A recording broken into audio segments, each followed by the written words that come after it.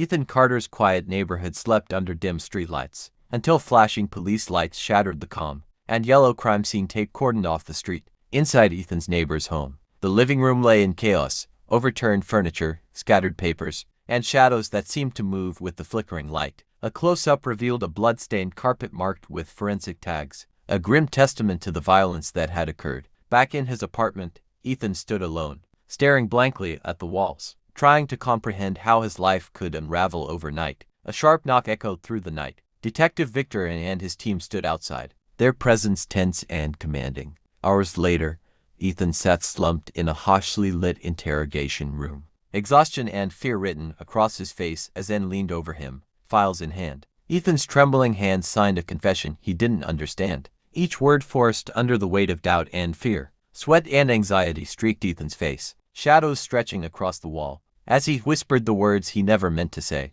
In the courtroom, Ethan sat alone, shoulders slumped, the weight of judgment pressing down in Judge Margaret Ellison's stern gaze. The jury huddled in tense silence, their muted expressions betraying unease as the prosecution recounted every supposed piece of evidence. Judge Ellison's gavel struck with finality. Guilty, the word echoed, sealing Ethan's fate. Television screens and newspaper headlines screamed the story. Man convicted in brutal murder, sensational coverage drowning out nuance or doubt. Ethan walked a cold, empty death row corridor, echoes of his footsteps mixing with years of hopeless waiting. Inside his small cell, Ethan sat on the bunk, staring at the walls, counting days, and grappling with despair. Years passed like pages on a calendar, each one a reminder of a life unjustly stolen from him. Clara Jennings, a determined journalist, pored over the old case files late into the night, searching for the truth hidden in the margins. In a sterile lab, Dr. Lena Brooks examined evidence with meticulous precision, her gloved hands holding the key to justice.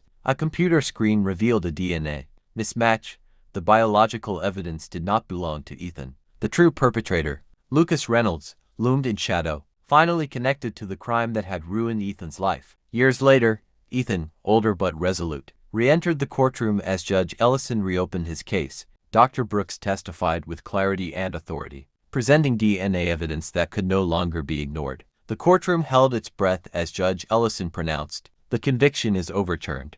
Relief washed over Ethan like a tidal wave. For the first time in years, sunlight touched Ethan's face as he stepped out of the prison gates, free at last. Helen and Robert Carter embraced their son outside the prison, tears streaming as the family reunited after years of anguish. Cameras flashed relentlessly, capturing Ethan's first moments of freedom and the story of his long fight for justice. Yet freedom was unfamiliar. Alone at night, Ethan grappled with a world that had moved on without him. Lucas Reynolds was led away in handcuffs, escorted by police, finally held accountable for his crimes. The empty interrogation room stood silent, a haunting reminder of justice delayed and nearly denied. At a public event, Ethan shared his story, his voice carrying hope and a warning to a world too quick to judge. As the sun rose over the city, light spilled over rooftops and streets, symbolizing the dawn of justice, redemption, and a life reclaimed. Thank you for watching. If you'd like to support the channel, a like and subscription would mean a lot.